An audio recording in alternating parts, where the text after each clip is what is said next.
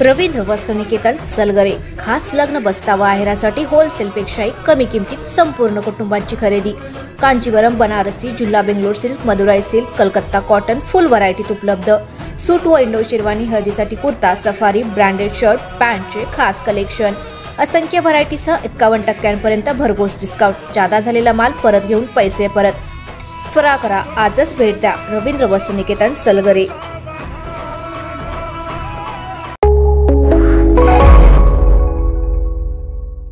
नमस्कार, मी अरुण आणि आपण पाहत आहात 7 स्टार न्यूज। सांगली लोकसभा मतदारसंघासाठी झालेली मतदानाची ईव्हीएम मशीन व निवडणूक कागदपत्रे वेअर हाऊसिंग कॉर्पोरेशन मिरज येथे 2 प्रकारच्या स्वतंत्र स्ट्रॉंग रूम करून ठेवण्यात आलेत।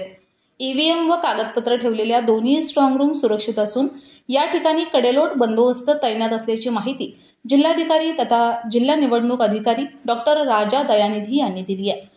जिल्हाधिकारी डॉक्टर राजा दयानिधी यांनी सांगितले, मतदान यंत्रे ठेवलेली स्ट्रॉंग रूम व निवडणूक कागदपत्रे ठेवलेली स्ट्रॉंग रूम या प्रत्येक स्ट्रॉंग रूमला 2 ठिकाणी फायर अलार्म यंत्रणा बसवण्यात आलेली आहे। एक गोदामाच्या आतील बाजूस व दुसरी गोदामाच्या बाहेरील भिंतीवर स्थापित केलेली असून आज पहाटे 4च्या दरम्यान निवडणूक कागदपत्र ठेवलेल्या स्ट्रॉंग रूम बाहेरील भिंतीवरचा फायर अलार्म यंत्रणेमध्ये फॉल्स अलार्म झाल्याचे निदर्शनास आले।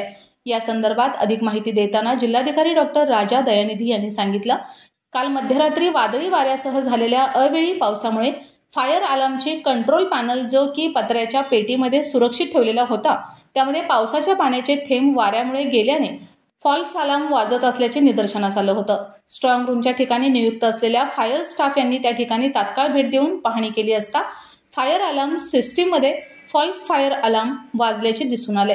सदर अलार्म हा आगीमुळे नसून वादळी पावसाच्या पाण्याचे थेंब गेल्यामुळे वाजत होता, म्हणून तो बंद करण्यात आला।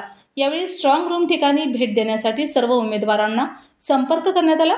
त्यानुसार आज सकाळी उमेदवार श्रीमती सुवर्ण गायकवाड व नानासो पंडगर व उमेदवार प्रतिनिधी सर्वश्री संदीप पाटील, गजानन साळुंखे, आनंद राजपूत, दत्तात्रय पाटील तसेच निवडणूक निर्णय अधिकारी तथा जिल्हाधिकारी, पोलीस अधीक्षक, फायर ऑफिसर, सार्वजनिक बांधकाम विभाग, विद्युत विभाग यांनी संयुक्त भेट देऊन सकाळी पाहणी केली। त्यावेळी बाहेरील भिंतीवरील फायर अलार्म यंत्रणेमध्ये पावसाच्या वाऱ्यामुळे बिघाड झाल्याचे दिसून आले। त्या ठिकाणी आग सदृश्य कोणतीही परिस्थिती निदर्शनास आलेली नाहीये। निवडणूक कागदपत्र ठेवलेल्या स्ट्रॉंग रूम दरम्यान असलेली फायर अलार्म यंत्रणा व्यवस्थित कार्यरत असल्याचे उमेदवार व त्यांच्या प्रतिनिधींना दाखवण्यात आले। त्यावर उपस्थित सर्वांनी समाधान व्यक्त केले। उपस्थित उमेदवार व प्रतिनिधी यांच्या समक्ष झालेल्या सविस्तर चर्चेदरम्यान स्ट्रॉंग रूम उघडण्याची आवश्यकता नाही असे सर्वानुमते ठरवले। Bureau report 7 star news.